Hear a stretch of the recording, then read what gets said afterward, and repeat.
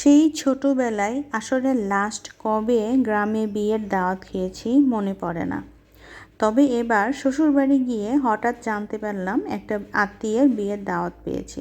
যেহেতু আগে থেকে কোনো প্রিপারেশন ছিল না, তো শ্বশুরবাড়ি গিয়ে পরার জন্য যে টাইপের শাড়ি গহনা বা যা কিছু নিয়ে গিয়েছিলাম ওই সব নিয়ে গিয়েই চলে গিয়েছিলাম বিয়ের বাড়িতে, ওইসব পরে গিয়ে বিয়ে বাড়িতে দাওয়াত খেতে চলে গিয়েছিলাম।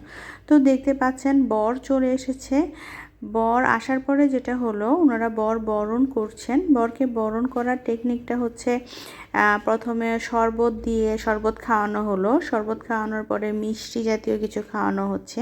মেনলি আমার কাছে ভিডিওগুলি আমি শেয়ার করছি, কারণ হচ্ছে আমি যেহেতু অনেক বছর যাই না বা দেখি না, এই ভিডিওগুলো আপনাদের কাছেও শেয়ার করি স্মৃতি নিমন্ত্রণ করার জন্য। সবার কাছে ভালো লাগবে আশা করি। এরপর যেটা হলো, এটা উনি বরের শাশুড়ি বরকে একটা আংটি দিয়ে বরণ করলেন। বরণ করে বরকে গাড়ি থেকে নামানো হচ্ছে। তো এটা ছিল গ্রামের বিয়ে।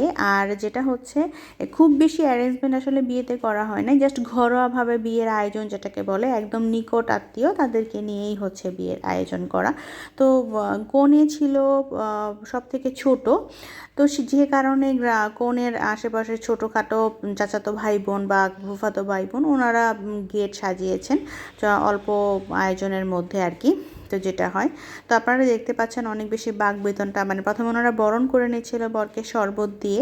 শরবত খাওয়ানোর পর সবাই মিলে হাসাহাসি করছিল, মজা করছিল, মিষ্টি দিয়ে ওরা বরকে খাওয়ানোর চেষ্টা করছিল। তো এই জিনিসগুলো আমি পেছন থেকে দাঁড়িয়ে দাঁড়িয়ে দেখছিলাম, আর আমার বরকে বলছিলাম আমাকে একটু ভিডিও করে দিও, আমি একটু দেখবো এই জিনিসগুলো বা আমার আপুদের সাথে একটু শেয়ার করব। তো ওনারা সব কিছু করার পরে গেটে বরকে গেট ধরার যেটাকে বলে অনেক কাহিনী হলো, অনেক বাকবেতনটার পরে ফাইনালি রাজি হয়ে বর এখন গেট কেটে ফিতা কেটে ভিতরে প্রবেশ করলো। তো এরপর হচ্ছে খাবারের ক্লিপটা খুব বেশি নেওয়া হয়নি। গ্রামে প্যান্ডেল সাজিয়ে যেভাবে উঠোনে খাবারের আয়োজন করা হয় সেভাবেই। তো আমরা সবাই মিলে এভাবে এখানে বসে খাচ্ছিলাম। ওই যে আমার বর মশাই দেখতে পাচ্ছেন, তো ভাইয়া ভাবি আমার জায়ের ছেলে মেয়েরা সবাই ছিল।